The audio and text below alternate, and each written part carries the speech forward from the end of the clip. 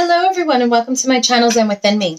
Okay, today's reading is going to be for Capricorn Sun, Moon, Rising, and this is to help you find out what is your blockage or blind spot in a situation. This could be dealing with family, friends, work, finances, love relationship, or just personal blockage or blind spot as to why you can't go forward with something. All right, so without further ado, my darlings, let's get into it. Guides, guardians, ancestors, angels, and ancient God, please give me clear and concise messages for Capricorn Sun, Moon, Rising regarding their blockage or blind spot. What does Capricorn need to know regarding their blockage or blind spot? What is their blockage or blind spot? Now, keep in mind, this is a general reading. If you'd like a private reading of this exact reading, you can go to my Etsy shop, Zen Within Me, and purchase one. The link is down below in the description box. Okay, what is Capricorn's blockage or blind spot? Okay, what is Capricorn's blockage or blind spot? What is Capricorn's blockage or blind spot?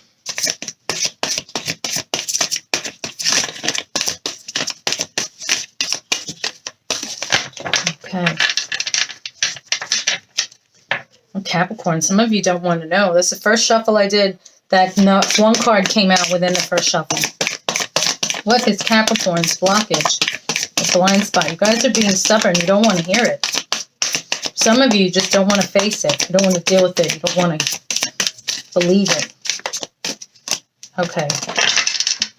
All right. So you guys got that. You got 4. Oh, no. Let's see. Oh, you got a lot. Okay. Now, if this was a private reading, I would read them all. But since this is a general reading, this is going to end up being an hour-long video. So I'm not going to take the 2 that fell on the floor. I'll just take these 5 that stayed on the table. Okay. Okay. So let's see. I'm going to read them in the order I flipped them. It doesn't really matter. Now, all of these may pertain to you. One of them just may pertain to you. Just take what resonates with you and what doesn't. Don't worry about it. Okay, so first sigil we're reading is 52, and this is overlay. All right, so you can pause the video if you want to stare at the sigil longer. I'm going to put it here so you know which one I'm reading as I go along. Okay, so overlay. If you have drawn this sigil, you are currently stuck in an overlay. You are being called to step out of it so as to base your thoughts, words, and actions on reality instead.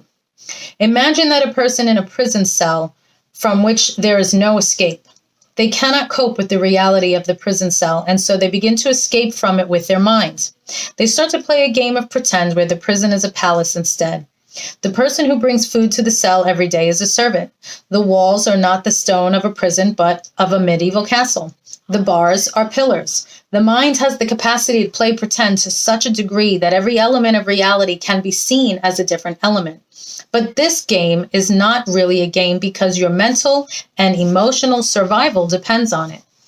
This pretend reality sits over actual reality like an overlay.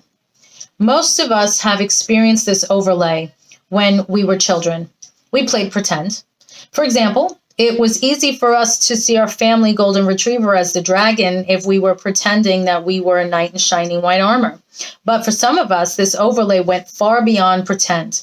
In circumstances in which we could not cope with the reality of our childhood, the coping mechanism of pretend became a way to literally get away from and escape our reality. When this is the case, we start to feel the overlay is more real than the actual reality we don't want to admit to. Even when it seems like we were not pretending and were in reality to other people, we were still experiencing life through the lens of our overlay. It is common for children to use this coping technique because childhood is such a uniquely powerless experience for so many children. They cannot escape. They cannot make choices to change their reality, and so they often end up developing coping mechanisms like overlays, so as to not be stuck in a tormenting reality where they have no control. But sometimes this coping mechanism continues past childhood to a time when we actually do have the capacity to change our reality. When this is the case, this coping mechanism gets us into serious trouble. An overlay is a dangerous thing because it prevents us from seeing reality. We could be heading towards a cliff, but because we are not looking at reality, we are looking at our overlay, we are convinced it is a beautiful horizon line. Overlays make it so we commit to something that isn't real, especially in relationships. And eventually, when that overlay begins to corrode, we end up in a reality that is the opposite of what we would choose. Nowhere are overlays more present than in relationships. The reality of our relationship life is often very painful. We are desperate to have the vision we see in our heads of what we want. Maybe it's that picture of the perfect family, which would make us feel belonging and closeness and connection. Our commitment is to that picture of what we want. There's nothing wrong with creating that as long as we are creating it in reality. The danger is that this picture can become an overlay. It can be what prevents us from seeing reality. When this is the case, when we meet someone, we ignore all the red flags that are telling us that in reality, this person does not match the vision of what we want. We instead become like casting directors, where what we want is actually a game of pretend played out on the stage of life. We are simply trying to pick the person who acts the most like they could play the character in the vision of our life as we would like it to be. Any sign that suggests that they could play the character well makes us convinced that they are actually that character in reality. But the truth is they are not. We are not in love with the actual person. We are in love with the character we want them to play in our life. When they act in character, we approve of them. When they break from character, we disapprove of them and try to criticize them back into character. We are often so desperate to have relationships that we also mislead others into believing that we actually are the character belonging to someone else's vision of what they want. We are like chameleons or actors trying to become those characters so we can be loved and wanted. But this is a disaster in the end because it is impossible to play pretend or to keep acting forever. We will break character. When we do not see people clearly in reality for what they actually are, and when we do not enter into relationships in a completely authentic way, we are not creating a relationship in reality. If you have drawn this sigil, you are in an overlay. Unless you see the overlay for what it is and see the reality underneath it, you will be unable to make the choices and changes that will manifest what you so desperately want in reality. Now you are just pretending they are happening in reality, when really they are a fantasy you are living in, so that you do not have to face reality. Okay. Wow, that one was very serious. Okay. Now the next one is, okay, sigil 22. Okay. And this one is endurism. Okay, if you have drawn this sigil, right now you are enduring something that you should not be enduring. You are probably telling yourself that it is good enough. Think about these common sayings. What doesn't kill you makes you stronger. No pain, no gain, or it is what it is. These sayings all have one thing in common. They help you to release resistance to a situation where you feel helpless to get out of a painful circumstance. Releasing resistance is a good thing. So where is the harm in these sayings? The harm is that they can serve as justifications for not actively making changes so as to move beyond a painful situation. They can serve to keep you stuck in pain. We know the danger of escapism. We know the pain of being around a fair weather friend. We feel the frustration of spiritual bypassing. Many of us have a fairly good grasp of this concept, that running away from pain, from things that scare us, is not the way to create a fulfilling life. But we need to be aware that there is danger at the other side of the spectrum as well. There is danger in becoming attached to pain, unwilling to leave it. This is endurism. Sorry, guys, I'm reading a lot. Endurism is just as unhealthy as escapism. It is a coping strategy for dealing with the perception that you are helpless to have your needs met. But it is one that ensures you will spend your life coping with a painful life instead of creating a life you enjoy. We believe there is serious virtue in suffering. We stay in situations and perpetuate situations that are causing us pain so we can feel as though we are good and are doing what's right. In endurism, we are in fact escaping something. That something is the fear of making a change and the responsibility required to actually make that change. Our ego fears that by making the change, that will enable us to progress and reach our joy. We will become a bad person and therefore lose connection with the people and things we want to be connected to. In relationships, we develop the idea that if someone loves us, they will endure any amount of pain to be with us. And in the opposite scenario, if we love someone, we will endure any amount of pain to be with them. In fact, over the course of our relationships, we may even begin to incrementally cause other people pain and put them in painful situations with us.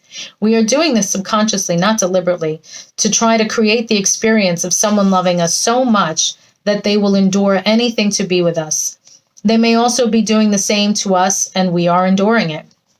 Be aware that when you look at the endurism you are engaged in relative to your life, you are going to become very defensive. You are going to find all kinds of reasons why it is good or right to perpetuate your painful situation. Your reasoning is preventing progress. You have plenty of incredibly valid reasons to justify your endurism. No one is trying to convince you that your reasons are not valid, but your valid reasons aren't good enough to justify living a miserable life. In this situation, you are on a boat in the ocean. You don't like the boat, so you desire a different boat. So it comes, but you still won't get off your old boat. You have lots of reasons for not getting off your old boat. So the universe says, I'm going to have to make it easier for them to get off their old boat and onto the new one. So I'm going to poke holes in the old boat. But when the boat starts,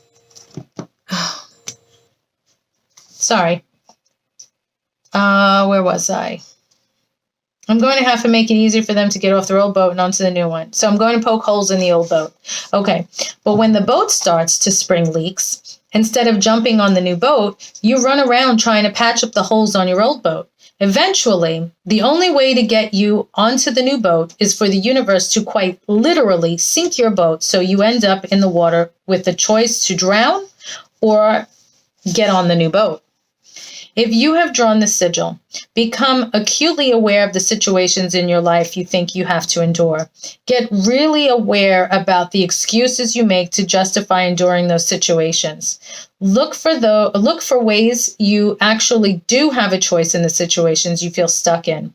Look at things you could actually do to make a change. Take your power back. Okay, so now the next sigil, I almost opened to the page. The next sigil is, 55. Okay, 55. Not seeing the signs. Okay, if you have drawn the sigil, you need to be aware that signs are everywhere. In this situation, you are not looking for them, are ignoring them, or have no awareness of them when they occur. Have you experienced a time in your life where every time you looked up at a clock, the time was 5:55, or any time, actually? Have you ever had deja vu? Have you ever heard the same message from a number of people? Have you ever been in the middle of a breakup when suddenly a song comes on the radio, the lyrics of which are an uncanny match to the circumstance and seem to somehow act as confirmation? Have you ever had reoccurring experiences or seen the same person over and over again? Have you ever kept breaking or losing the same thing over and over? Have you ever had strange interactions with animals and specifically significant or repetitive dream, or wondered if a health treatment would be a good idea for you to do and the next day received a discount or special offer for that very treatment? There are times when we wrongly interpret things in the universe to reinforce our belief in whatever we want to believe.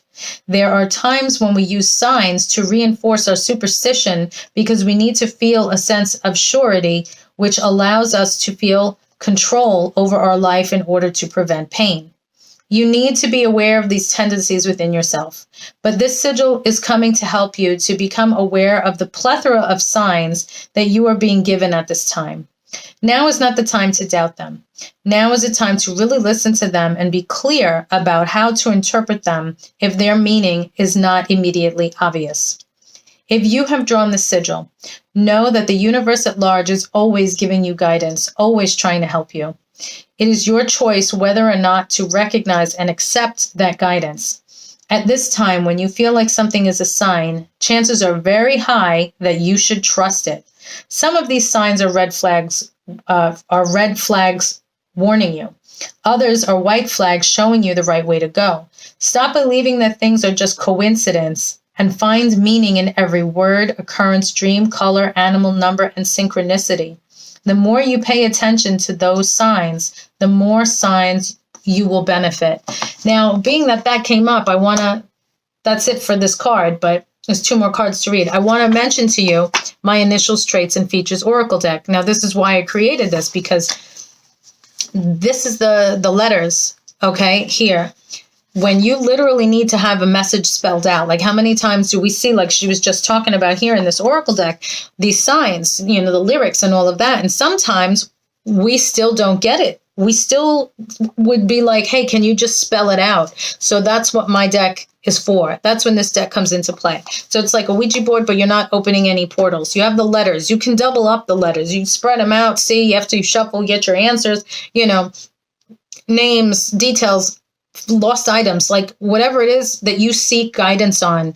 You're communicating with your guides, guardians, ancestors, and angels, and they will connect with you. And they will help you, and they will literally spell things out. All you have to do is listen, pay attention to like that little voice in your head. It's I forgot what that test was. That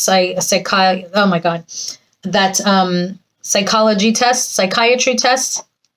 When they say, okay, they hold up a picture. What's the first thing you think of when you see this, or a word, or whatever? What's your immediate response? It's the same thing with the cards when you spread them out with the letters. What do you see? What comes to you immediately? Those are your messages from your guides. So it's very easy to connect. You just have to pay attention. And if you're not connecting, it's because you're not paying attention. You're not listening. Okay. And then there's the traits and features. So if there's somebody specific you want to know about, whether it's love or work or whatever, you have the traits and features of people that will come out to describe what this person is like. Okay. So definitely recommend purchasing those cards. If you agree with Sigil 55 and you're like, yeah, I want to know more clear messages, then purchase my Initials, Traits, and Features Oracle deck. I sold out of the first batch, so I'm pre-ordering the second batch right now. You can pre-order that at zenwithinme.com or my Etsy shop, Zen Within Me. Okay, so now let's see. The next card here is, Sigil 44. Okay. And Sigil 44 says, expectations. If you have drawn this sigil, expectations are creating intense resistance in the situation you are in. You are most likely not being honest about your actual expectations. As a result, you tend to be disappointed and you are apt to be on a totally different page than other people. We all have expectations. These expectations may be conscious or they may be subconscious. Most expectations are subconscious. This means you may know what some of your expectations are, and you may not know that you have certain expectations, even though you do. To expect something is to believe with confidence that it will happen. Expectation often implies the attitude that something should happen or should be a certain way. To assume is to take something for granted or to assume it is true, even without having any proof. Looking at that definition, can you see how often we do this? Our expectations are set up by previous experiences, such as things with our culture and society, by watching the relationships around us when we are little, and by our previous interactions with people. We have a way of assuming that everyone else's sense of reality is the same as ours and getting confused when there is a conflict of expectations. Just ask a couple from different cultural backgrounds. A relationship with someone from another culture will show you really quickly just how different people's expectations in a relationship can be. We do not often communicate our expectations to other people, and this is especially true in relationships. We do this because we are often not conscious of what those expectations are until they aren't met.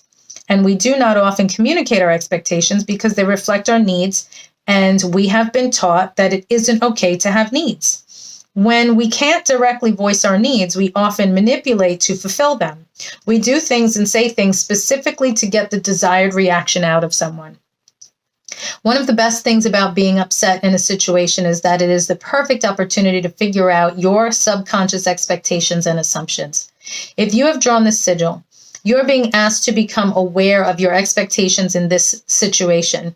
Then you must decide consciously if you want to maintain those expectations or let them go.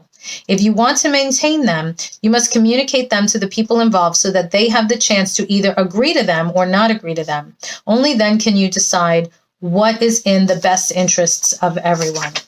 Okay, and the last sigil, I'm going to need a big glass of water after this, number 53. Okay, number 53, let's see. Doopy-doopy-doo. Oh, come on, I know you were like right here. 53, identification. Okay, if you have drawn the sigil, you are currently so identified with something that you cannot separate yourself from that thing enough to be objective or conscious about it. Identity is the condition of being oneself, one separate self. Another word for this is ego. Whenever we associate something with ourselves, we identify with it. It becomes part of us, the same as us. This is what attachment really is. It is identification. And if the thing we identify with is threatened, oh, this one's long. Okay. We experience it as a threat to our own survival, a personal attack. One could agree that identification is a good thing when we identify with things that make us feel good. But the minute we identify with something that causes us to feel good, it contains within it the seeds of its own opposite. Worthiness carries the seeds of unworthiness. Excitement carries the seeds of disappointment. Far more troubling, however, is that we often identify with things that cause us to feel bad, and then we have to keep those things alive in order to keep our own sense of self alive. When it comes to identification, it is not only things external to us that cause us suffering. It is also identification with things we perceive to be internal. We are the most identified with the three primary aspects of ourselves: our body, our mind, and our emotions. Each of these aspects is inherently a different expression of source consciousness. We mistake these expressions for the totality of who we are. It's a bit like a painter who has become so identified with his painting that he has forgotten that who he ultimately is more than his painting. We think we are our emotions, we are our body, and we are our thoughts. In truth, you could disidentify with just about anything. To disidentify with something, you must first identify it as different from yourself, as other than you. For example, if you would like to disidentify from your own pain, all you must do is to conceptualize your pain as a separate entity, and when you experience pain, observe the pain as if you were watching this separate entity reacting. In this way, you do not take the pain personally. This sigil will remind you never to do this separating from process with an attitude of resistance. Instead, allow the aspects of you that you want to disidentify from by exposing them to our conscious awareness, to fall away like rose petals exposed to the sun. This is the key. To try to push away the things you are identified with only causes you to become more identified. It only causes you to feel rejected by yourself. You will essentially cause an intense survival reaction in response to your own self-rejection. You cannot try to take something away from yourself without hurting yourself. As it applies to body, thoughts, and emotions, you cannot try hard to disconnect from those aspects of yourself without those things being perceived internally by you as self-abandonment. The way to allow these aspects to fall away is first to recognize them. Relative to this situation, take out a sheet of paper and jot down all the things you suspect you might be identified with. You can be sure that there are many more than those you write down. But this is a consciousness exercise. A good way to find things you're identified with is to look at everything you call mine. For example, the minute you say my friends, you are identified and thus attached to them. Also, everything you would put after I am X, I am whatever, I am blank. For example, the minute you say I am sexy, you are identified with being sexy. Try to identify thoughts and beliefs you are identified with. For example, money doesn't grow on trees. Might be a thought you are identified with. Try to recognize emotions you are identified with. The ones you are the most identified with are the ones that are chronic. or come up most often. For example, disappointment might be one. Also, try to recognize the aspects of your body that you are identified with. For example, if you see yourself as fat, you are physically identified with being fat. Anything you identify with will cause a strong reaction in you. The ego has owned it as part of its composite self. Whenever those things are threatened, the ego will go into a state of reactivity and defense. The ego has motive to maintain these aspects of our life, even if they cause us pain. It sees the loss of these things as annihilation. If you have drawn the sigil, in this situation, you are not seeing your identification clearly. A little disidentification will do you good. All right, so that is your reading. Capricorn, thank you so much for liking, sharing, watching, and subscribing. I really hope that this has helped you. New year, new you. Let's get this done. Let's make ourselves better. There's so much going on, and we need to be building each other up, not breaking each other down. And we need to embrace our differences and thoughts and not force our, beliefs or thoughts on anyone else, because we don't want anybody to do it to us. So we represent just peace and love. Stay safe. Love one another. And I will see you in the next reading.